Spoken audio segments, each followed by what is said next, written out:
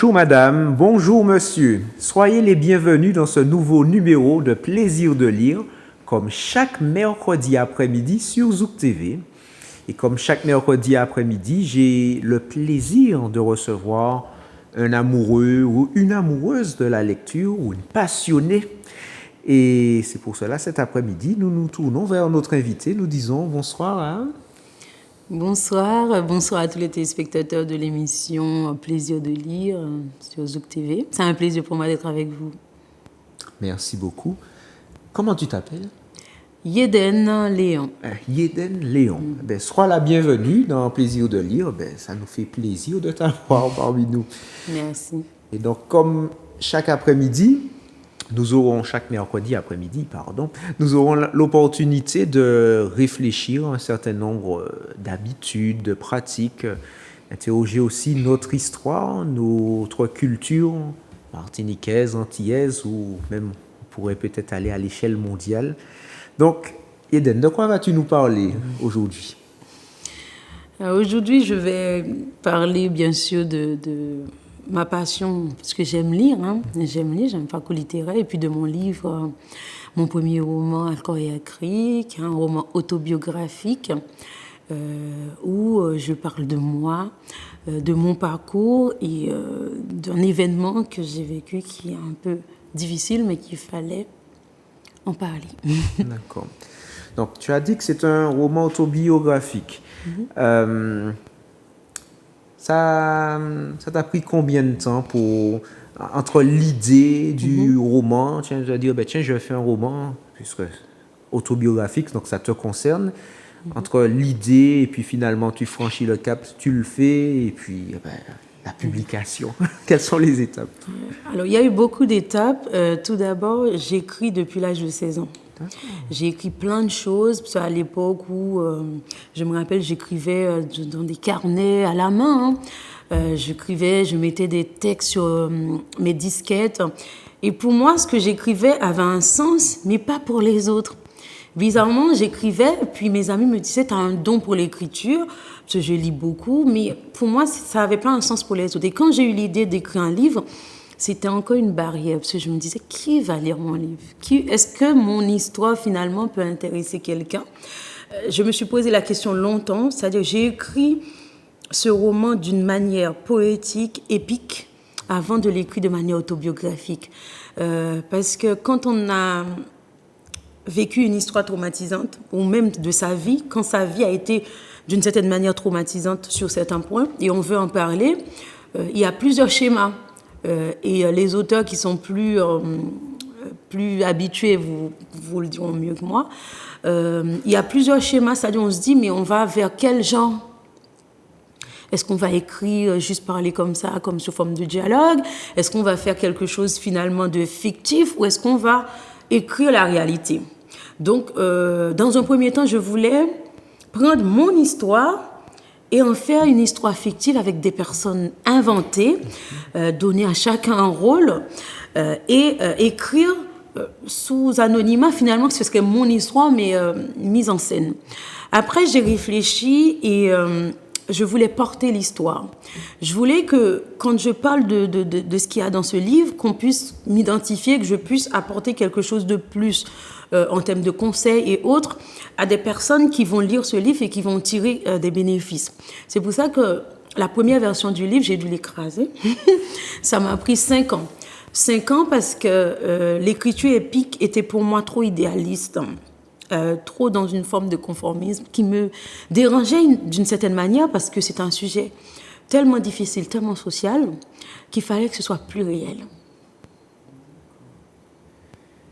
Et est-ce qu'il y a eu un événement, un déclic qui a fait que finalement, comme tu expliquais, que au début tu avais imaginé une histoire fictive, qu'est-ce qui t'a fait passer de la fiction à la réalité?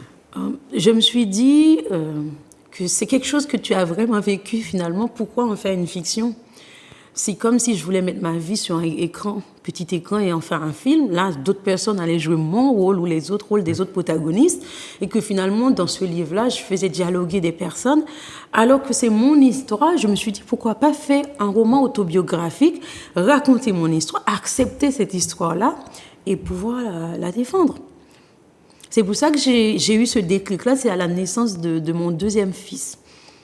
Je me suis dit, si un jour j'étais plus là, ce serait quand même une forme de témoignage de moi, mon histoire, des choses peut-être que mes enfants ne se doutaient pas que j'ai vécu ça ou que mon enfance a été comme ça.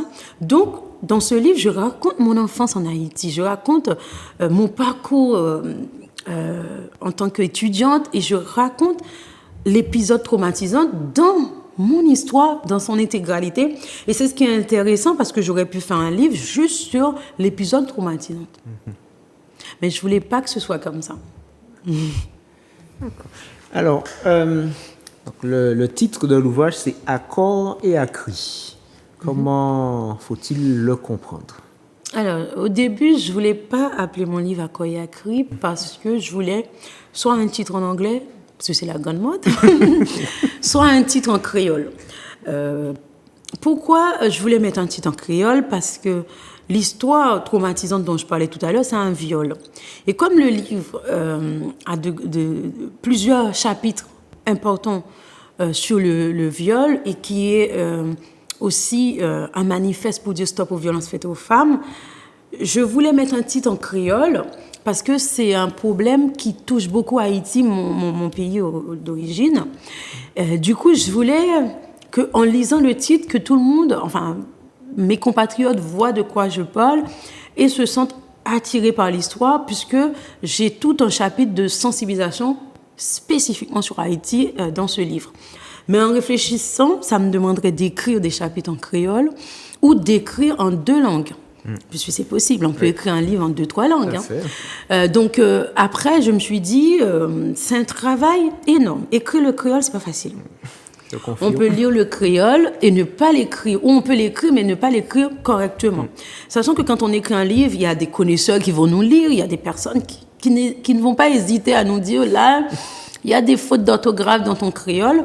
Et si je devais faire ce livre en double version, voire triple version, ce serait français, anglais et créole. Mais ça me demanderait plus de temps, plus de travail et une équipe pour tout ce qui est traduction, puisque même si moi, j'ai fait une partie de mes études en Haïti et que je connais bien la langue créole, j'aime la langue créole, mais il était hors de question de faire quelque chose sur un créole trop basique, trop plat. Il fallait que ce soit vraiment recherché. C'est pour ça que d'ailleurs que j'ai pas titré mon livre Yo Violem. Yo Violem, c'est on m'a violé. Pourquoi? Parce que la version anglaise, ça aurait été ça. Okay. Ça aurait été exactement Yo Violem du créole vers l'anglais, ça aurait été ce titre-là en 2 mots, ça aurait pas été aussi long. Mais en réfléchissant, j'ai dit passer par la langue française est une technique plus, je vais pas dire commerciale, mais plus intelligente. Parce que si on parle de viol, c'est un sujet international.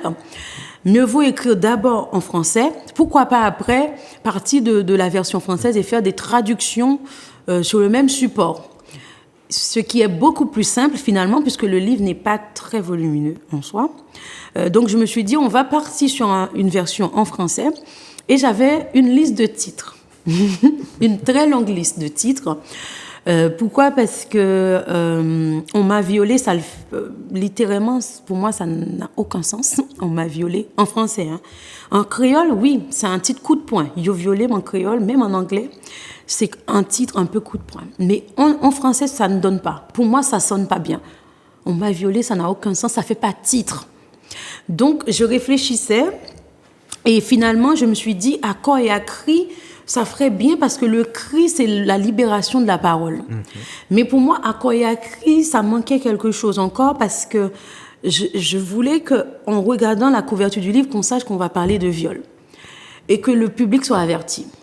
Parce qu'il faut savoir que tout le monde n'est peut-être pas prêt à lire un livre qui parle de viol, soit par son passé, soit par le passé des proches, qui finalement c'est un peu trop peut-être douloureux pour certaines personnes, donc je voulais que le public soit avisé. C'est pour ça que j'ai mis un titre et un chapeau, Manifeste contre le viol, parce que le livre est un manifeste, parce que ça dit stop à quelque chose qui se fait partout dans le monde. Chaque minute, il y a quelqu'un qui soit agressé, malheureusement. Et je voulais qu'en mettant manifeste contre le viol, qu'on sache tout de suite que c'est un combat. Pourquoi? Parce que quand on écrit un livre comme ça, on devient militant ou militante. C'est automatique. D'une part parce que j'ai vécu l'histoire, d'autre part parce que je dénonce énormément de choses dans ce livre. À partir du moment qu'on écrit un livre de ce genre-là, soit on va nous cataloguer de féministes, chose qui m'est déjà arrivée, on devient militant ou militante de quelque chose qui n'est pas général parce que c'est mon histoire que je raconte, mais d'autres personnes vont s'identifier. À partir du moment que d'autres personnes s'identifient, ça prend une autre ampleur, une autre dimension. C'est pour cela que je voulais mettre le mot viol quand même sur le titre. Donc, le titre, ça m'a pris du temps aussi pour choisir, pour m'arrêter à un titre définitif. J'ai travaillé avec des biographes sur ce livre aussi. Pourquoi? Parce que je suis un petit peu perfectionniste. Et même si mon livre, à mon sens, peut-être était bien écrit, je me suis dit peut-être au regard d'autres personnes, il y aurait peut-être des défaillances, peut-être. Donc, j'ai fait appel à une biographe pour faire ce qu'on appelle une lecture ou relecture. Après, elle m'a dit que c'était pour elle. C'est un livre non seulement qui était bien écrit, mais qui va aider beaucoup de femmes. Pourquoi j'ai dit femmes? Parce qu'il y a beaucoup de femmes qui sont victimes, qui n'ont pas libéré la parole, qui n'ont pas accepté le fait d'avoir été victimes, qui vont en écho trouver des phrases dans mon livre qui va ressembler à leur histoire, leur parcours et à la manière dont elles-mêmes ont cheminé avec leur histoire. Il y a des femmes qui ont été victimes peut-être dans l'adolescence ou dans l'enfance qui ont occulté ce passage-là parce que c'est très difficile tout simplement à accepter ou à admettre. Donc, ce livre pourrait être aussi une façon pour elles de s'identifier. C'est pour cela que le mot viol était important. Avant de lire une page de mon livre, au moins, le public sait, ça parle de viol et pas d'autre chose. En priorité, même si je parle de ma vie en général, mais ça parle de viol. Alors, tout à l'heure, tu as dit, effectivement, donc c'est un manifeste contre le viol. Tu l'as dit explicitement, tu viens de le dire, de viol. Mais ton ouvrage, ce n'est pas uniquement le viol, ce n'est pas uniquement le traumatisme, c'est des tranches de ta vie. Donc, ça commence comment? Ça commence par mon enfance à Léogane, des années où j'ai des souvenirs très clairs. Même moi, je suis étonnée de voir à quel point je m'en rappelle, puisque j'étais enfant, j'ai laissé Haïti à 13 ans. Donc, quand je me rappelle d'Haïti, c'est comme si j'ai grandi en Haïti pendant toute mon adolescence. Donc, le livre commence plutôt sur ma vie en Haïti, mon vécu, mon regard sur une période difficile, période de Tonton Macoute, puisque je suis dans les années 86. Donc, c'est une année où il y avait une transition de pouvoir en Haïti avec le retour du président Aristide, où finalement, on passait de dictature à la démocratie. Et j'ai des souvenirs tellement clairs de cette époque-là qu'au début du livre, j'en parle. Et il y a beaucoup de personnes qui s'y retrouvent parce que tout simplement, ces personnes-là ont vécu cette époque-là. Donc, je ne voulais pas, dès les premières pages, parler de viol, d'agression, de traumatisme. Je voulais dire qui est Yeden Léon finalement? Où est-ce qu'elle a grandi? Qu'est-ce qu'elle a fait dans sa vie, dans son parcours? Avant d'être une femme victime, j'ai un parcours de vie. J'ai grandi en Haïti. J'ai mes parents qui m'ont élevée de telle ou de telle manière. J'ai fait des études, etc. Donc, je voulais installer d'abord le personnage pour que finalement le public suit ce schéma-là. Le public s'adapte à ce personnage-là et quand arrive le chapitre où je parle du traumatisme, le public aura l'impression d'y être parce que le lecteur ou lectrice aura déjà parcouru un petit peu mon parcours de vie et c'était important pour moi de le faire de cette manière-là. Parce que c'est vrai que j'avertis parce que pour moi, si je n'avertissais pas, on aurait pu quoi qu'on lit un livre, tout simplement qui parle d'Haïti, les îles, une fille des îles. C'est pour ça que j'avertis dès les premières pages que ce livre est quand même un manifeste, quand même adressé à un public, puisque c'est comme ça c'est comme ça que je l'ai senti de le faire. Mais le premier chapitre, je parle de moi, mon enfance, mon regard sur Haïti. C'était important pour moi de placer ce regard-là parce que avant d'être Avant d'être femme, on est enfant, on grandit, on devient adolescent. Et avant tout, on a des origines, on a nos racines. Si on ne parle pas de nos racines avant, personne ne peut nous suivre finalement. Et même si on vit à l'extérieur, on a nos racines. Quelqu'un qui laisse la Martinique, qui va en France métropolitaine, n'est pas déraciné. Quelqu'un qui laisse Haïti, qui vient à la Martinique ou qui va en France, n'est pas déraciné. C'est-à-dire qu'il y a un système de vie qui fait que quand on part, on doit s'adapter à la culture du pays d'accueil, mais on n'est pas déraciné. Et je voulais absolument que dès les premiers chapitres, parler d'Haïti comme si je rendais hommage à Haïti ou je faisais une ode ou autre chose à ma manière, à mon regard sur Haïti, puisque je suis amoureuse d'Haïti. J'aime ce pays comme si j'avais vécu là-bas toute ma vie, alors que j'ai laissé ce pays à 13 ans. Donc, quelqu'un qui aime Haïti va s'y retrouver dès le premier chapitre sans penser forcément à ce qui arrive ensuite. Et c'est fait exprès. Parce que le livre n'est pas que traumatisme, que colère, que drame, finalement. Donc, tu as dit que tu as vécu jusqu'à l'âge de 13 ans. Tu es allé où après Après, je suis venue à la Martinique.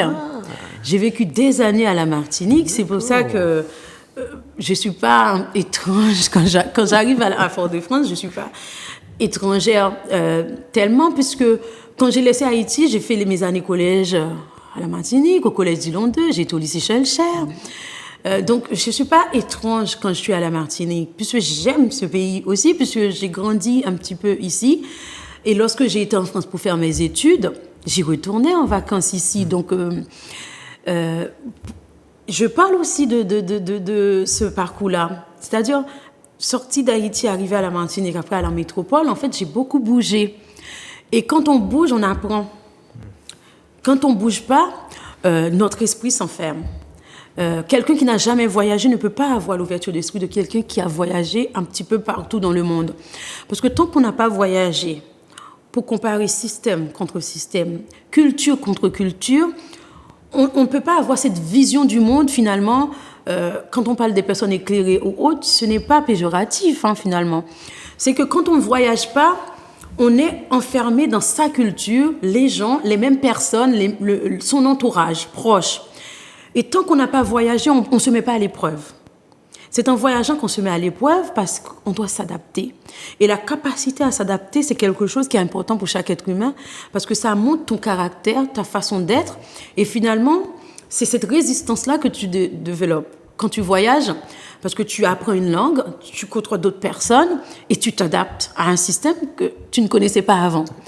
Donc, c'est pour ça que avoir autant d'expériences de pays différents où finalement je n'ai pas fait que passer, où j'ai été, où j'ai vécu, etc., ça m'a forgé quand même d'une certaine manière mon caractère. C'est-à-dire je suis très résiliente et très forte. Et ça, c'était pas évident dès le départ, on va dire. Dès le départ, c'était pas écrit d'avance que j'allais écrire un livre, c'était pas évident que j'allais peut-être passer dans des médias, etc., parce que j'étais très timide dans mes années collège. J'étais très, très, très timide. C'est pour ça que d'ailleurs, même mes anciens camarades, quand ils me voient prendre la parole, ils me disent « Mais toi, tu étais tellement timide !» Mais c'est en voyageant, c'est en se mettant à l'épreuve, en se disant jusqu'où je peux aller, est-ce que je pourrais faire ça, se mettre en défi de faire, de réaliser, que je me suis rendu compte que je peux faire beaucoup plus à chaque fois que ce que je fais maintenant ou dans 10 ans ou ce que je ne faisais pas dans 5 ans en arrière. Tout ça pour dire que il ne faut pas se mettre des barrières. Il ne faut pas se mettre des barrières. Vous avez envie d'écrire un livre? Écrivez un livre. C'est comme ça qu'on fait. Parce que tant qu'on se met des barrières, peut-être un jour j'écrirai mes mémoires, j'écrirai ma vie. Ce peut-être et ce un jour, ce sont des problèmes. C'est vrai. Oui, des problèmes ou des moments qui n'arrivent jamais, c'est parce qu'on ne saisit pas les occasions. Parce qu'on ne le met pas dans un espace-temps. Tout ce qu'on met un jour peut-être, il n'y a pas d'espace-temps. Ce n'est pas dans un an que j'écris, c'est un jour peut-être. Et ça ne veut rien dire en termes de motivation parce que j'aurais pu ne pas écrire le livre, j'aurais pu attendre encore 10 ans. Pourquoi? Parce que quand on a un projet qui est important, on peut être perfectionniste, on peut chérir ce projet-là. Tant que c'est pour perfectionner le projet, tout va bien. Mais quand on ne met pas de temps De limite pour dire, je me donne jusqu'à tant d'années pour que ce soit achevé et on fait en sorte que... Mais si on ne met pas de temps, on ne fera jamais les efforts ni les étapes nécessaires pour y arriver. Merci beaucoup pour cette belle leçon de vie. Non, j'aime beaucoup ce que tu es en train de dire.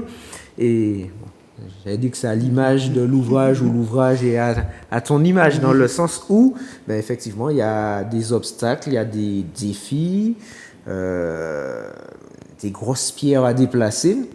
Et finalement, ben, comme tu as expliqué, le livre, ben, il y a plusieurs séquences de ta vie. Et bien que l'expérience traumatisante ait sa place dans l'ouvrage, mais ce n'est pas que ça. Il y a eu un avant et un après. Et aussi, un avant et un après, c'est-à-dire que si le livre était sorti, on va dire, à 5 ans, ça n'aurait pas été la même écriture aussi. Parce que quand on analyse sa vie, on ne l'analyse pas de la même manière à 25 ans, à 30 ans, à 35 ans, à 40 ans, à 50 ans. Quelqu'un qui va écrire sa vie à 25 ans n'aura pas le même regard que quelqu'un qui va mûrir et qui va écrire sa vie, puisque notre regard sur notre parcours change avec le temps. Et il fallait que je prenne le temps aussi d'avoir de la distance avec le traumatisme, pour ne pas que finalement que le chapitre où je parle du viol soit dans la colère et n'apporte pas le message que je veux faire passer aux femmes et aux instances aussi. Puisque je ne parle pas qu'aux femmes. Les problèmes de femmes ne concernent pas que les femmes, heureusement d'ailleurs. Les problèmes de femmes concernent tout le monde, puisque la femme porte la famille, et chacun, on a une mère, on a une soeur, on a des cousines. C'est-à-dire que ce qui arrive à une femme doit sensibiliser toutes les femmes, toutes les hommes aussi, parce que l'homme doit se dire, si ma mère ou quelqu'un de proche de moi avait vécu ça, j'aurais été dans une colère. D'ailleurs, dans le livre, j'en parle de cette colère, ce regard d'homme. Et ce regard d'homme, je le matérialise par mon père. Puisque mon père, je décris la réaction de mon père après mon agression. Si l'agresseur était en face de mon père, je ne sais pas ce qui se serait passé.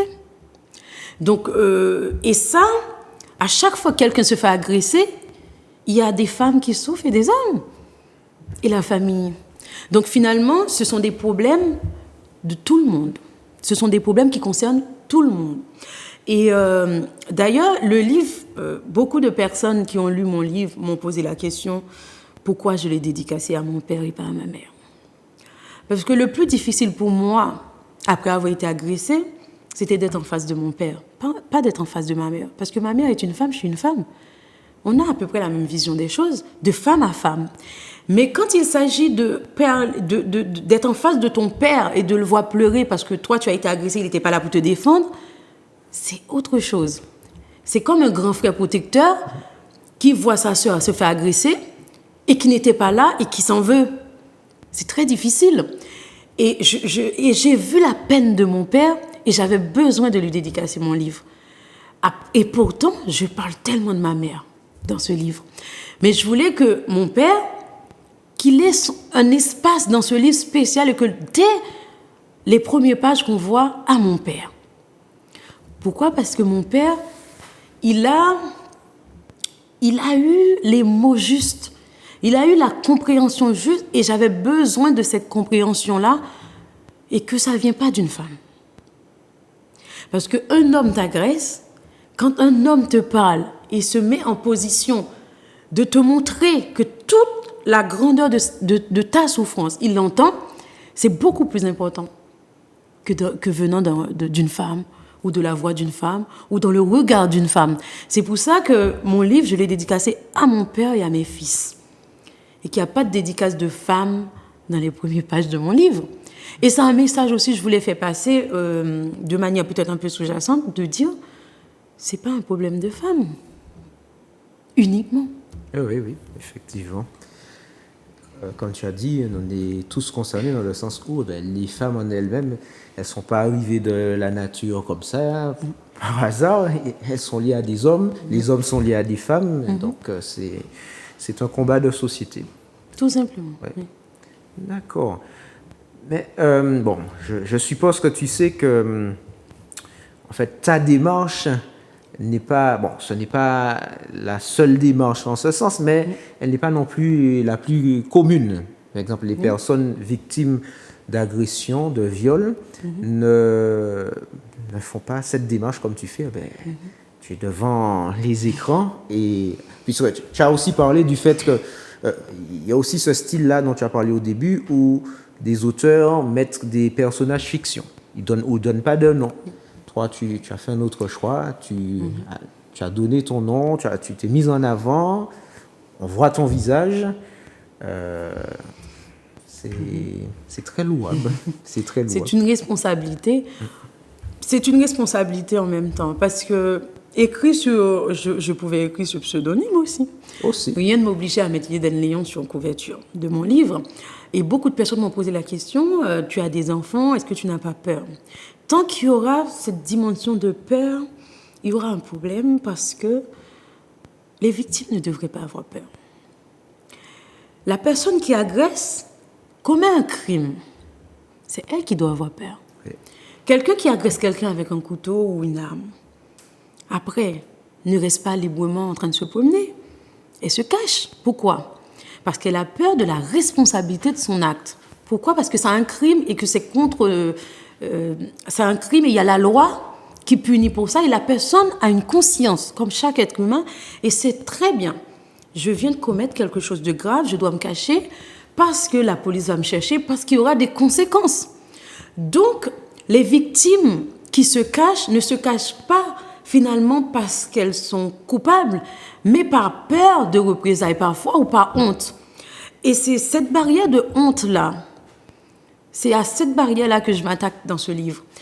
Pourquoi faire sous couverture, pourquoi ne pas avoir fait sous couverture d'anonymat? C'est pour ça aussi. J'ai dit, mes fils, je les ai protégés de cette histoire. Mes fils ne m'ont jamais vu en train de pleurer ou j'ai dit, mon fils, je pleure parce qu'on m'a violée. Non. Mes enfants ne sont pas devant les écrans, devant les réseaux sociaux, etc. Mes enfants sont très petits, ils sont dans leur monde d'enfants. Je les laisse vivre leur monde d'enfants. Je ne suis pas ces gens de mères qui, pour peut-être se mettre en avant ou pour d'autres raisons, propulsent leurs enfants devant les réseaux sociaux, mettent en avant leurs enfants. Certaines personnes vivent par procuration de leurs enfants, c'est leur choix. Mais moi, j'ai fait le choix de protéger mes enfants, c'est-à-dire que je peux avoir des exemplaires de ce livre chez moi, mais mes enfants n'ont pas le droit de le lire. Cependant, j'aimerais que mes enfants lisent mon livre quand ils seront à l'âge de comprendre ce que j'ai vécu. Je n'aurais pas aimé qu'un jour, si pour X raison j'étais plus là, que mes enfants ne sachent pas ce que j'ai vécu. Parce que ce n'est pas à moi d'avoir honte. C'est pas parce que quelqu'un m'a violée que je vais cacher parce que j'ai 2 fils. Ah non, j'ai 2 fils, il ne faut pas que je parle publiquement de mon viol. Je ne suis pas coupable, je suis victime. Pourquoi j'aurais honte qu'un jour, mes fils, quand ils ont la majorité, qu'ils apprennent que j'ai été victime de ça? Au contraire, parce que je les élève en pleine conscience des choses pour qu'ils sachent que chaque chose qu'on fait a des conséquences. Chaque choix qu'on fait a ses conséquences. Mes fils seront des futurs hommes avisés, des futurs hommes qui sachent comment traiter une femme. Pourquoi? Parce que mon histoire aura quand même des influences sur l'éducation que je donnerai à mes enfants. Et quand ils vont lire mon livre, ils seront prêts. Et c'est comme ça que je le vois. Je ne vois pas mon livre comme, ah oui, tu mets trop au devant de la scène, tes enfants sont des fils, ils n'ont pas honte parce que c'est moi qui les élève. C'est la femme qui élève l'enfant. C'est la femme, le berceau de l'éducation, c'est nous. Donc, quand une femme a un projet, elle ne fait pas un projet de façon hasardeuse. Une femme ne fait jamais un projet sur un coup de tête non plus. Donc, avant de sortir ce livre, j'ai pensé à toutes ces choses. J'ai pensé à tous ces paramètres. C'est-à-dire, quand quelqu'un me pose une question, je ne suis même pas surprise de la question en elle-même. Parce que moi aussi, j'ai dû me poser cette question et mes fils. Mais la seule réponse qui était évidente, c'est que ce livre doit sortir. Parce que ce livre va aider plus de monde. Et que mes enfants, quoi qu'il arrive, ils sont dans leur bulle, dans leur monde. Ils savent que j'ai vécu quelque chose de traumatisant, mais ils ne sont pas en âge pour que je les explique de long en large. Ça, qu'est-ce que c'est qu'un viol? Un enfant ne peut pas comprendre ces choses. Un enfant doit vivre dans son monde. Un enfant doit garder ce côté d'innocence pour pouvoir grandir de manière à ce que l'enfant ne soit pas traumatisé par quelque chose qui finalement ne le concerne pas directement. parce que c'est le cercle familial, je ne veux pas dire que ça ne le concerne pas du tout, mais ça ne le concerne pas directement. Donc, il était hors de question que mes enfants soient trop mêlés à tout ça. Donc, quand ils sont en âge de comprendre, ils vont lire mon livre. Et ça ne va pas me déranger du tout. Parce que je suis préparée de manière psychologique à ce qu'un jour, mes enfants viennent me poser des questions sur les chapitres de mon livre. Mais je ne suis pas contre que certaines femmes ne soient pas en mesure de faire ce que moi j'ai fait. Je ne suis pas contre qu'il y ait des femmes qui préfèrent garder l'anonymat après avoir été violées, ni que certaines femmes préfèrent ne pas dévoiler leur nom, leur visage quand elles parlent à la télé d'une séquence d'agression. Parce que c'est leur façon à elles de se protéger, de se préserver. Et c'est une façon aussi de dire qu'elles ne sont pas prêtes peut-être aux échos que la société va renvoyer. Parce que quand on parle de ces genres de sujets, on se fait des amis, on se fait des ennemis, il y a des personnes qui ne vont pas comprendre, et il y aura des réflexions dérangeantes. Et tout ça, il faut être prête aussi à répondre, à garder le silence aussi quand il faut. Et ça, c'est un travail aussi énorme. Donc, une femme qui est victime de viol n'est pas forcément en mesure de faire ce que moi j'ai fait.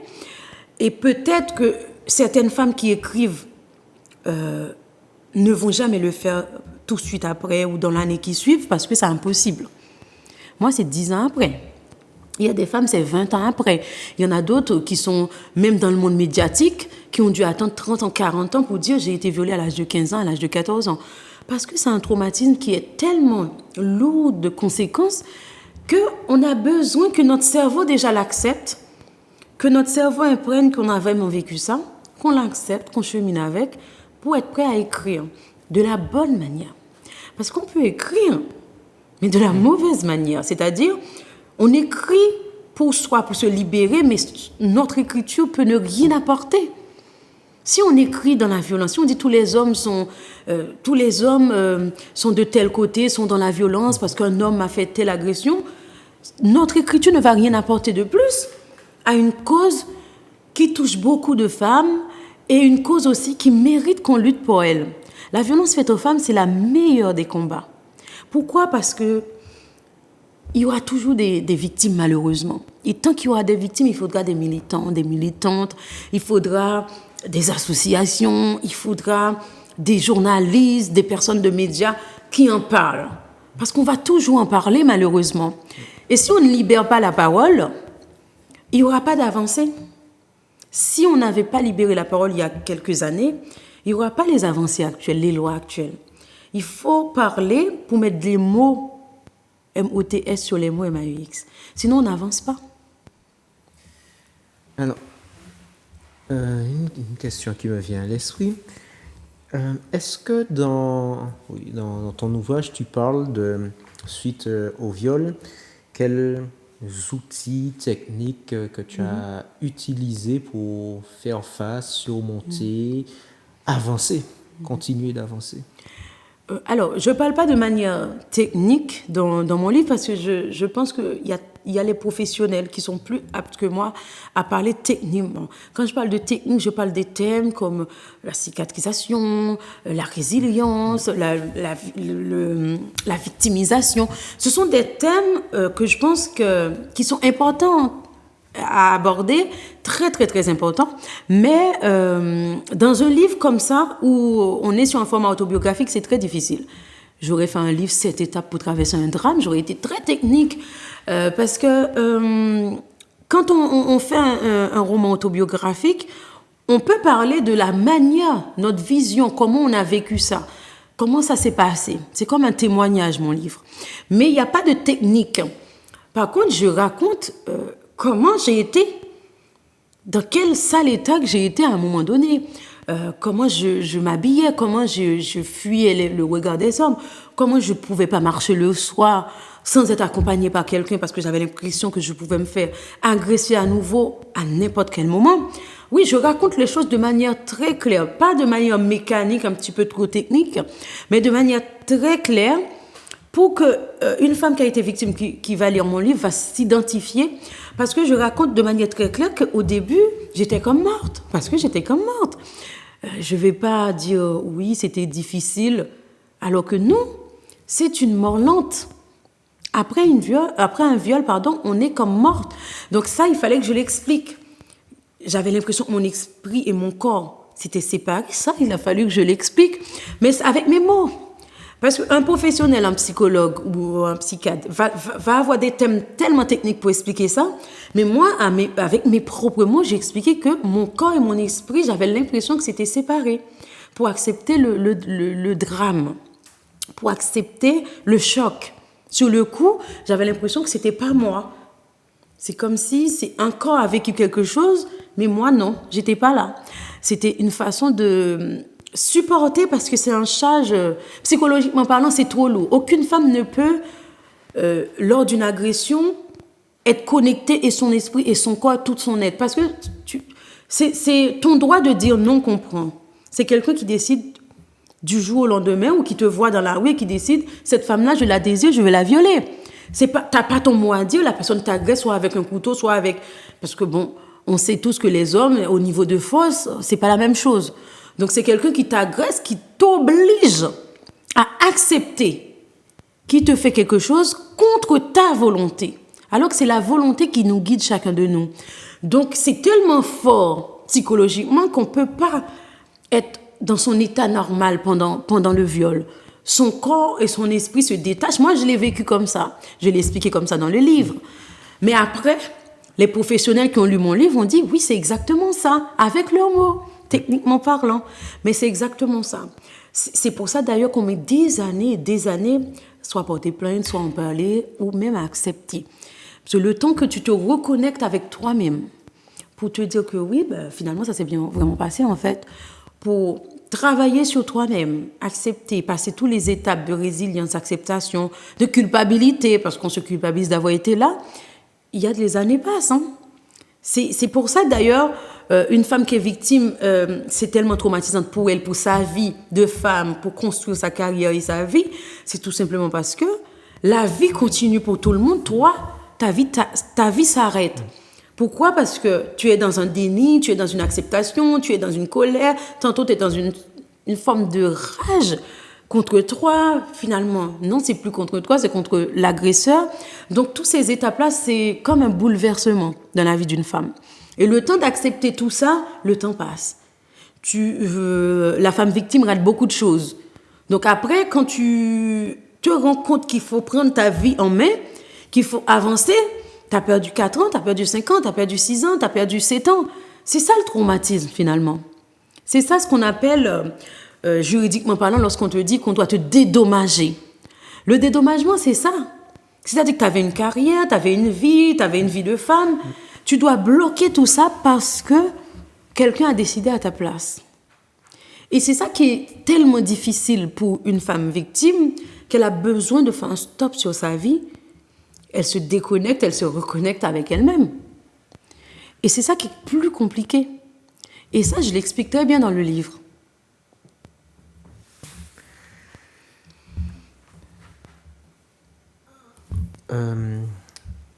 Nous sommes maintenant en 2023. Depuis, on a abordé le 3e mois déjà de l'année 2023. Ça va vite. Comment est la Yeden de 2023? Alors, la Yeden de 2023, elle est forte. Elle est combattante et résiliente, parce que c'est un mot que j'aime utiliser. J'utilise beaucoup dans le livre aussi. Parce que la résilience, c'est une capacité qu'on a avec le temps. Face à une chose qui nous arrive, on peut lutter pendant des années face à une seule chose. Hein. Et on sait que dans la vie, on doit parfois faire face à plein de bouleversements, mais parfois une seule chose peut nous prendre notre énergie, notre temps. Ça a été le cas pour moi. Ce viol m'a pris mon temps, mon énergie, m'a fait mettre en doute plein de mes capacités. Mais aujourd'hui, entre, on va dire, 2022 et 2023, j'ai fait un travail énorme sur moi-même à la sortie du livre pour pouvoir dire, OK, c'est passé, j'ai vécu ça, l'acceptation. Et c'est ce qui a été plus compliqué. Parce que quand j'étais en colère, c'était arrangeant. Quand on est en colère, c'est l'étape qui est facile parce que chaque individu qui vit des drames est en colère face à la société, face à tout le monde. Et c'est facile d'être en colère. C'est facile, par exemple, je te rencontre, je ne te connais pas, tu me dis bonjour et je te réponds mal et je te type, je suis en colère. Mais pas contre toi. Mais c'est tellement facile de déverser une colère. Mais le plus compliqué, c'est de se mettre en question, se remettre en question, se dire que une personne m'a fait quelque chose, mais l'humanité n'est pas forcément mauvaise. Une personne m'a fait quelque chose, mais c'est pas l'être humain. C'est tout le monde n'est pas comme ça. C'est le plus gros travail. Parce que quelqu'un qui est blessé, c'est comme dans les relations amoureuses. Quelqu'un qui est blessé va te dire tous les hommes sont ceux-ci ou toutes les femmes sont ceux-là. C'est pas vrai. On sait tous que c'est faux. Mais c'est l'expérience qui rejaillit, qui place la personne dans un état de colère. Et tant qu'on ne sort pas de cet état de colère, on ne peut rien construire, on ne peut rien faire. Et la Yeden d'aujourd'hui n'est plus en colère contre un système judiciaire injuste, contre finalement des personnes de l'entourage qui ne comprennent pas qu'une femme victime a besoin de temps, qui te répètent des phrases qui te dérangent. J'étais en colère contre tout ça. Peut-être que ma personnalité a fait que je ne suis pas devenue une délinquante, quelqu'un qui boit ou qui fait n'importe quoi. Mais attention, il y a des femmes victimes qui deviennent des femmes agressives, violentes, qui boivent de l'alcool pour pallier à la douleur, etc. Ou une femme battue, par exemple.